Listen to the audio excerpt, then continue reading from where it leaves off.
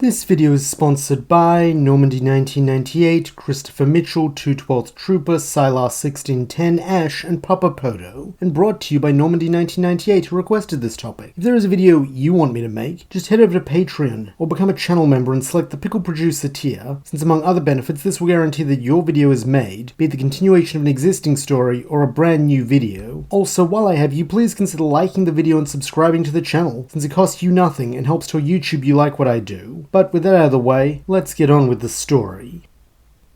A sense of tension fills Autobot Outpost Omega-1 in the lead-up to Megatron's trial by combat. As while the Dinobots are eager to see the Chief Con pay for what he did to Smokey, Optimus cannot help but fear he's made a mistake. This is not made easier by the logistical challenges of arranging such an event, since there are few places on Earth where Grimlock and Megatron can battle without risk of it being picked up by the humans, and those places tend to be inhospitable even to Cybertronians, such as the Antarctic. Surprisingly, it is Megatron himself who offers a solution to this problem, proposing that since both he and Grimlock are former champions of the Pits of Kaon, they should have their duel there, as it would make it a fight worthy of history, two great warriors returning to the arena one last time. Naturally, no one is particularly keen to do what the Warlord wants, with RC coldly asking how they're supposed to get to Cybertron for this proposed spectacle. Though grinning toothily, Megatron replies that he would be happy to grant them access to his space bridge, assuming they would be willing to do him a kindness in return. Flatly, Bulkhead growls there's no way they're falling for such an obvious trap, though in a measured tone, Optimus asks what his nemesis wants, to which Megatron answers that he only wishes that his followers be allowed to witness the battle that will decide his fate. Liking the sound of this, as he wants the cons to see him crush their leader and become demoralized, Grimlock grunts that he agrees with the prisoner, though sagely, Ratchet warns Optimus that even if the Dinobot is victorious, there is a chance Megatron will become a martyr for the Decepticon cause, and galvanize them into even further fighting. That is assuming the duplicitous bots don't simply scrap them the moment they arrive at the space bridge. In a solemn tone, Megatron assures him that this isn't an issue, since he promises on his pride as a warrior that he won't allow his followers to impede or interrupt the trial, with this surprisingly being enough for Optimus to agree, reasoning that if any of the old Megatronus still lives in Megatron, he will not break this oath and forsake his pride. This does, however, mean that more arrangements must be made, with Megatron giving Optimus a Decepticon radio frequency that he can use to contact Dreadwing, who will negotiate any further terms in his stead. Having faith in Dreadwing's honor and the fact that he would not risk his master's life by attempting a double cross, Optimus gets in touch with the acting Decepticon commander, with the pair working to establish a plan that will allow justice to be served without endangering either faction. After some difficult discussions, it is agreed that Optimus, Grimlock, Bulkhead, Snarl, and Dreadwing himself will escort Megatron to Kaon in advance, with the remaining bots from both sides joining them once they have secured the arena. Additionally, a promise is struck that neither side will seek retribution for the outcome of the duel, as both combatants are entering with full understanding of what it means. A fact that gives Optimus hope, as if Grimlock is victorious, perhaps Dreadwing will be amenable to further agreements, possibly even leading to peace, especially once Cybertron is restored. In truth, this is why Optimus actually agreed to the trial in the pits, as it grants him and his comrades a way to reach Cybertron safely, so they can seek out the Omega-Lock once the battle is done. However, it seems it won't just be his Cybertronian allies joining him, since Raph and Miko are insistent on going, having missed out on the first expedition to Cybertron, while Jack states that he doesn't trust this deal, so he wants to be there to watch RC's back. Having faith in his human friends, Optimus agrees, as he feels they deserve to see a reborn Cybertron after all they have done to help it come about, though for now, his attention must be on Megatron, as when the prearranged day arrives, he and the other guards begin the process of escorting their prisoner. Still fearing a trap, every precaution is taken, including cuffing Megatron's hands to each other and to Optimus and Grimlock, though shockingly, the Decepticon leader is on his best behavior, exhibiting no resistance as he is led through the space bridge and out into the familiar streets of Kaon. There, as it has been for centuries, stands the statue of Megatronus the champion, and as Megatron looks up at his own stone visage, he smiles. As per the terms of the trial, once Megatron is secured in his cell beneath the pit, Snarl begins working on his repairs, fixing the damage he took during his capture and recapture, all the while the Gladiator goads him, asking how he and his misshapen squadmates will feel when he lops off their fool of a leader's head in front of all his Decepticons. As he had hoped, this causes Snarl to almost transform out of sheer anger, though by channeling all his self-control he resists, with this being all Megatron needs to see.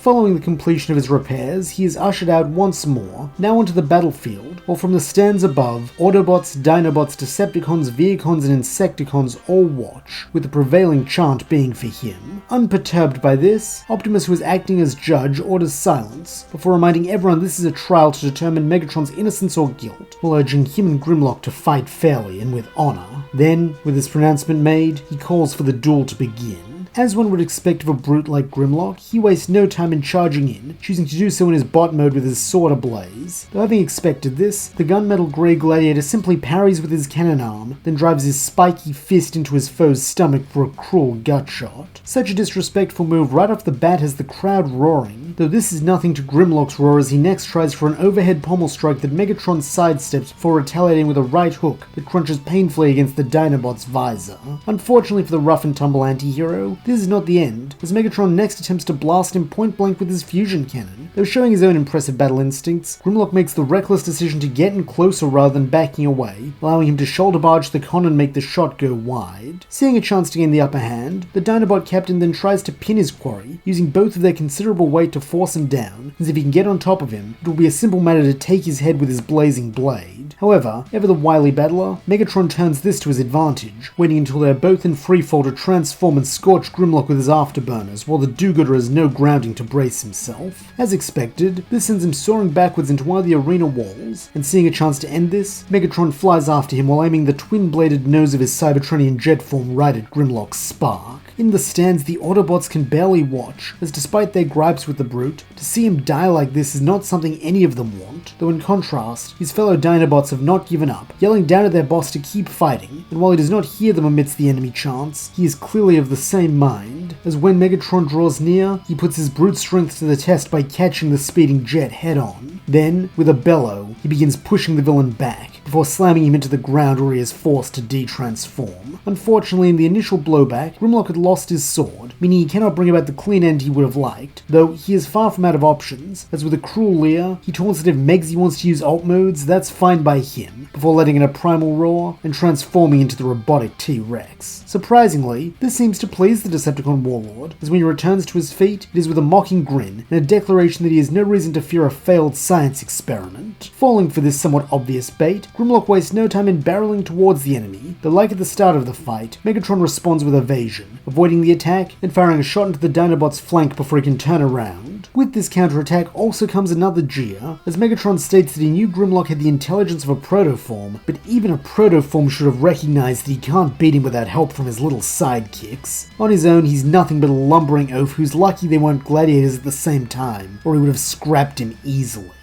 To the shock of no one, this flurry of verbal jabs incenses Grimlock, who charges at Megatron once again, this time while belching flame from his open maw. Though having seemingly been waiting for exactly this, the gunmetal gladiator leaps over the torrent and Grimlock's head, only to land safely on his back. However, this does not mean he's out of harm's way, as using Snarl's signature move, the Dinobot leader lashes out with his tail in an attempt to skewer Megatron from behind, though this does not go to plan, as using his own well-honed instincts, the villain grabs the tail with one servo and then proceeds to crush it, earning a pained roar from Grimlock. Though he isn't roaring for long, as having achieved exactly what he set out to do, Megatron uses his other arm to plant his cannon against Grimlock's skull and fires. Such a blow to the processor would surely kill a weaker bot, though even the mighty Grimlock is not immune, as he is stunned and sent crashing face first into the ground. Even in spite of this, he does make one last attempt to transform and get up, though by now Megatron has planted his fusion cannon against his head once again, as he growls that now the brute can see the difference between them. Grimlock's rage is a weakness, since it makes him rash and easy to control, whereas his anger and hate give him strength and focus, and after his recent humiliations, he has boundless anger and hate. Recognizing the truth in these words, as well as the fact that Dinobot Leader has been defeated even if he is too proud to say it, Optimus calls an end to the trial, and reluctantly states that Megatron is free to go. However, rather than returning to his followers to relish this victory, the Decepticon Leader stays exactly where he is, his cannon arm still pressed against Grimlock's processor, as he states that here in the pit, the fate of losers is to be scrapped, though he is willing to be magnanimous and spare his vanquished foe in exchange for the Omega Keys, and Optimus's guidance on where to bring them. At once, all optics fall on Prime, as they wait to see his decision, though in truth, there is no question for Optimus, as in spite of his personal feelings towards Grimlock, he is a comrade, and he refuses to allow any more comrades to die when he has the power to prevent it. Seeing this in his former protege's expression, Megatron's face splits into a twisted grin, then as the red and blue bot descends to the arena floor with the keys in hand, the Decepticons, Vehicons, and Insecticons roar to round up the heroes and see they kept secure, until Megatron can decide their fate. And speaking of,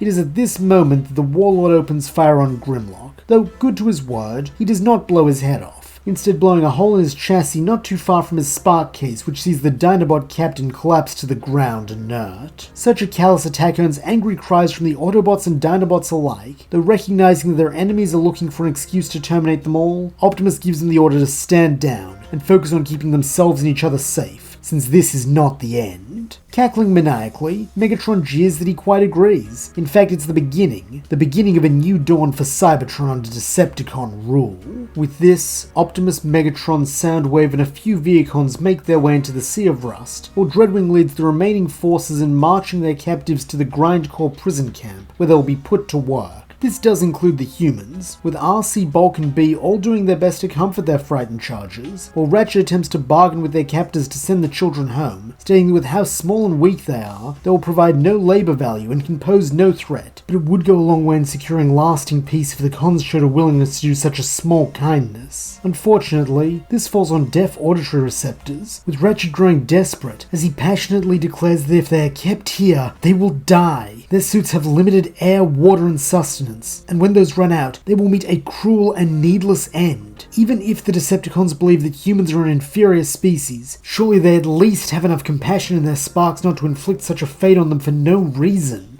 This at last gets Dreadwing to look at the Docbot, though there is no emotion to his expression or tone as he replies that the fate of humans is not his concern, with this being the last words said about the matter. Meanwhile, over in the great rust-colored desert, Megatron's party finally reaches the Omega Lock, which like in canon responds to the presence of the keys. Knowing what a historic moment this is, the Decepticon warlord roars that the Age of Primes has ended, the Age of War has ended, and in its place now stands the final age, the Eternal Age, the Age of Megatron. With this, he plunges the Omega keys into the receptacle and watches the browns and russets of the decayed landscape are replaced by chrome and cool blue, signifying the restoration of Cybertron. En masse, the Vehicons cheer, while in a grave voice, Optimus states that he hopes the bot who leads this new age is closer to the idealist he once was than the warlord he has become, as there has been enough pain and cruelty wrought upon their world and people. A claim that makes the villain leer, as he replies that sadly Optimus will never know, as his first act as ruler of Cybertron is to order the execution of the last Prime. However, his old disciple shouldn't fear, since he isn't going to kill him here on this most sacred of sites. Instead, Optimus is going to be placed in the pit and made to fight until he falls, in what will no doubt be a most entertaining opening act to his reign. And so it is that Megatron's dominion over the planet begins, with the first order of business being to establish Kaon as the new world capital, and to send out a message on all channels, inviting any Cybertronian in exile to return home, so long as they are willing to bend the knee. However, as it turns out, the first to swear fealty to this new empire is in fact someone already on Cybertron, and one who is eager to return to Lord Megatron's service, that being Shockwave, who up until that point had been holed up in his lab under Kaon, only emerging when his scanners had detected the activation of the Omega Lock. Having thought the Cyclopean scientist dead, Megatron is pleased to welcome him back, especially when he learns that he never stopped his research and has several developments to show him, including a revived Predacon from the ancient past. Though, even with all this to earn his master's favour, Shockwave does not intend to stop here, as he is currently working on a procedure that may be his greatest breakthrough yet. Liking the sound of this, Megatron gives him the Dinobots to experiment on, as they were originally his creations, with this coming as welcome news to Knockout, who has been posted as the new commandant of Grindcore, and subsequently has had nothing but trouble with the Dinobots, who refuse to work and need to be kept constantly in restraint so they don't rampage through the camp. Nonetheless, despite their hatred of Grindcore, they do not leave easily when they learn their old nemesis has survived in spite of RC's claims, with it taking a dozen Insecticons and Vehicons armed with prods to subdue them, even in their bound state. Perhaps it would have been kinder to scrap them though, as Shockwave has a bevy of tests lined up for all of them, most of which result in the surly shock troopers screaming as they're subjected to some new agony to test their limits. All the while, the one-eyed fiend takes notes. In truth, the only mercy afforded to them, and it is a small one, is that they are not the sinister Cyclops' only responsibility, as he is frequently summoned to the surface as Megatron's first lieutenant of science, with these fleeting moments being the only times when the Dinobots can rest. However, all four of them are aware that rest will get them nowhere, and that they must escape before Shockwave decides the next logical step in his experimentation is to vivisect one of them. As the leader and the one who got them into this situation by falling for Megatron's tricks, Grimlock feels that it is his responsibility to get them out, though the question of how remains, since unlike last time, there's no conveniently placed Starscream to throw at a computer console and deactivate his restraints. He supposes that means he'll have to break through them with his own strength. With this settled, he begins pulling against his bindings with all his might, going beyond what every self-preservation instinct tells him and giving no thought to the pain or the strain on his body, since none of that matters. He refuses to be Shockwave's plaything any longer, so he will break free, or the restraints will hold, and he will tear himself apart. Either outcome is preferable to the alternative of doing nothing, with the anger of that thought radiating through him like a fresh infusion of burning energon. That is what Megatron failed to see in him, that while his rage may make him volatile, it also gives him the fortitude to keep going no matter what, with this being what puts him over the edge, as with an almighty crunch, he breaks free of his shackles. At once, alarms blare to life throughout the lab, though with only Vehicle technicians left down here, this is no problem, as Grimlock reclaims his stolen blade and hacks his way through until he reaches his men. Then, once he has freed them too, they begin their ascent to the surface, since now that they know where Shockwave is after so long, there's no way in the inferno they're letting him get away. Speaking of, at present, the Cyclopean scientist is standing with Megatron, Dreadwing and Soundwave as they survey Optimus Prime's fight. Despite having been at it for solar cycles, he is not slowing down, having dispatched dozens of Vehicons and Insecticons, even without the Starsaber, which now rests by Megatron's side, a fact that annoys the Conqueror, as the death of Optimus is meant to be the death of hope for all who would resist him, with his continued survival therefore serving as a black mark against his reign. To this end, he has summoned his most trusted advisors to see what solutions they might offer him, and while Dreadwing is more than willing to go down there and fight Prime himself, Shockwave proposes something more prudent. Have the Predacon destroy Optimus Prime, since by doing so, it will establish the beast as being stronger than the most powerful Autobot, and once this is known among the enemy ranks, none will dare to challenge Lord Megatron's regime, for fear of having to fight a creature they cannot logically defeat. Liking the sound of this, especially since it will also serve as a practical demonstration of Shockwave's creation's abilities, Megatron orders the Predacon to be summoned, with the sight of the great mechanical dragon landing in the center of the battlefield being enough to awe and terrify the spectators, while even Optimus himself feels a shiver of trepidation, as in his exhausted state, he doubts he can beat that thing. Nonetheless, he is not about to go down without a fight, and so transforming his hands into their gun configuration, he begins shooting at the monster's eyes as they are large and membranous compared to the rest of its armored body.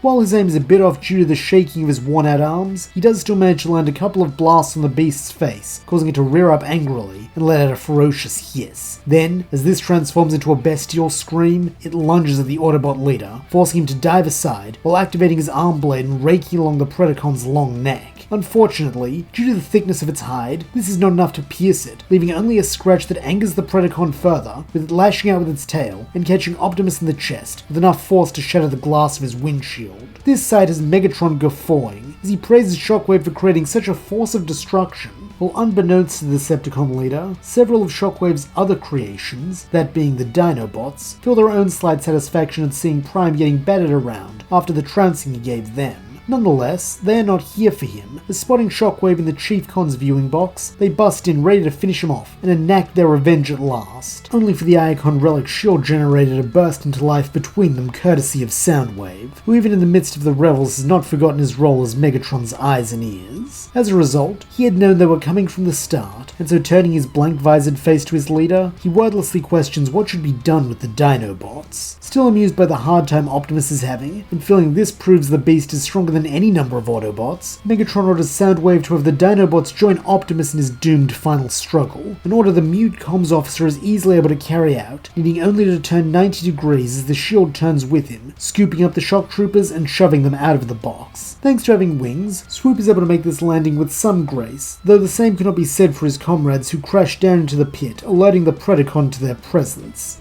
At once, the monster's attention turns to the newcomers, with Grimlock ordering his team to stand and fight. Though actually living up to his title as squad tactician for once, Slug growls they'd be better served falling back, since this thing's not their target, Shockwave is, and they can't get to him now. Not to mention they've each got one servo in the grave thanks to the Madbot's experiments, so they should fix themselves up and try again later. From the frustrated grunt that rips its way out of Grimlock's lips, the captain clearly doesn't like this plan one bit, seeing it as cowardice, though when Snarl and Swoop throw their support behind Slug's plan, he begrudgingly relents, barking at the latter to use that platy head of his to make them an exit, while the others are to grab Prime, since they might as well bring him along. Nodding, the quartet then all assume their alt modes, with Slug racing to the far wall and smashing his way through like Grimlock said, while Swoop grabs Optimus in his talons and flings him onto Snarl's back with a squawk to hold on tight. As for Grimlock, he plays distraction, charging forward and ramming into the Predacon's side with enough force that it is actually toppled over, buying the team enough time to make their escape. However, this does not mean they're in the clear,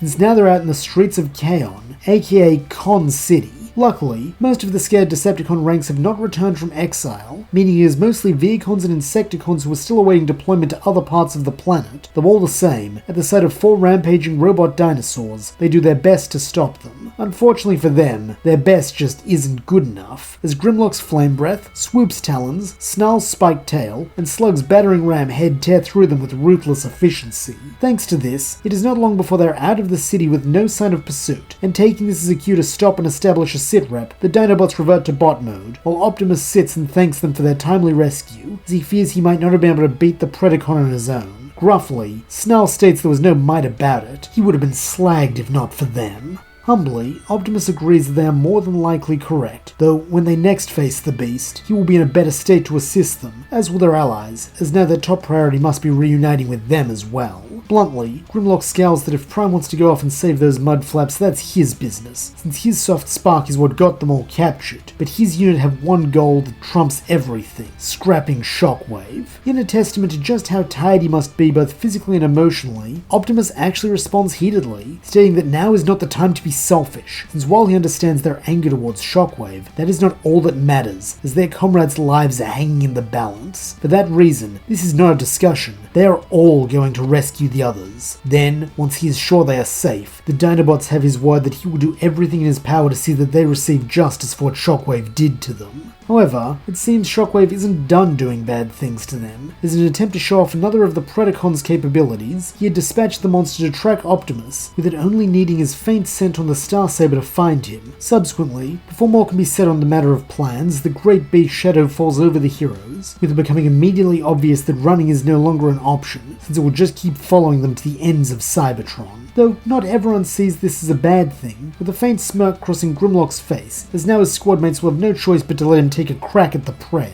And so it is that as the Predacon descends, the 4 Dinobots square off to fight, and while Optimus offers assistance, Snarl states that in his professional medical opinion, Prime would just get in the way, so for now he ought to sit down, shut up, and let them show him how a real warrior fights. On this declaration, the Dinobots charge, reverting to their alt modes once again as Snarl and Slug pincer the brute, while Grimlock bathes it with flame breath and Swoop attacks from above. Together, this is enough to deal some damage, though unfortunately not enough to down it, as spinning in place it manages to catch Snarl, Slug and Grimlock with its tail while extending its neck upwards to bite at Swoop. Thankfully, each of these are for the most part glancing blows, but even a glancing blow from an apex predator is cause for concern, with Grimlock bellowing at his team to fall back slightly while he tries to topple it again, which should give them all a chance to get some licks in. Unfortunately, it seems the Predacon is at least intelligent enough to recognize this repeated tactic, as when Grimlock lunges at it, it lunges right back, with the pair crashing hard into each other, before the Dinobot finds himself tumbling backwards. Seeing a chance to kill one of its targets, the Predacon then attempts to crush his neck with its colossal jaws, though thinking fast, Swoop dives in and claws at one of its eyes, causing energon to ooze out, while all the beast's attention turns to paying the Terror Bird back for that. Having anticipated this, Swoop then takes the air once more, with the Predacon hot on his heels, while down below, Slug and Snarl return to bot mode and begin blasting up at the monster with several of those shots striking its less protected underbelly. Letting out a maddened shriek, Shockwave's latest creation descends once more upon the pair, fire breath tumbling from its mouth in an attempt to turn them into molten slag. Though rejoining the fight, Grimlock matches this breath attack with his own, resulting in the flames cancelling each other out. However, this is to say nothing of the talons and tail, all of which are directed at the Dino boss, with Grimlock needing to step back hastily just to narrowly avoid this devastating blow, though thankfully, this is just the opportunity his teammates need, as now that it's back on the ground, Snarl and Slug leap forward and wrap their arms around the Predacon's side, holding it in place while Swoop deftly switches back to bot mode and lands on its head, pinning it down and leaving its neck exposed and vulnerable. At once, Grimlock understands what his teammates are doing, and so transforming as well, he raises his burning sword high and bellows this beast may have been able to challenge them individually, but nothing can withstand the might of the Dinobots. Then, without another word, he swings, bringing the blade down and separating the monster's head from its body. In the aftermath of this, the four fighters reconvene, their sense of camaraderie at an all-time high, though little do they know there is another observer to this scene, Laserbeak, who dutifully relays everything back to Soundwave and Kaon, while Megatron, Dreadwing and Shockwave watch on through his visor. Letting out a frustrated growl at the sight of his newest weapon being destroyed, the Decepticon warlord rounds on Shockwave, demanding to know how this happened, and exhibiting his usual upfront logical demeanor, the Cyclops does not attempt to deflect, instead factually stating that he evidently underestimated his earlier prototypes and the synergy they possess. Clearly dissatisfied with this answer, Dreadwing then demands to know how the scientist intends to make up for this blunder, to which Shockwave answers that he would have thought that was obvious. The Dinobots and Predacon were early experiments, ergo, it stands to reason that he has since developed something more impressive. In a skeptical tone, the First Lieutenant of Warfare questions what this might be, with Shockwave revealing that by studying the Predacon and Dinobots, he has devised a procedure to give a modern Cybertronian the power of a Predacon without losing their faculties as the ruffians did. Finding this highly appealing, Megatron demands that Shockwave perform the procedure on him at once, and while Dreadwing protests, claiming they should use someone else as a test subject first, this is promptly silenced when Megatron growls that such power cannot be trusted to another, so it must be him. Deeming this logically sound, Shockwave ushers Megatron down into his lab where he sets to work. Due to being a highly experimental upgrade, this takes time, with the mad scientist having to work around the clock to get it right, though when he finishes and steps back to observe his handiwork, he is certain he would smile if he had not deleted that subroutine long ago. However, his opinion is not the one that matters, as looking to his lord, he questions if he is satisfied. In response, Megatron tears one of his hands free from its restraint and wraps it around the head of a nearby Vehicle, before crushing it into scrap with such ease that he can hardly believe it. So, this is the power of a Predacon. He likes it. He likes it very much. Yes.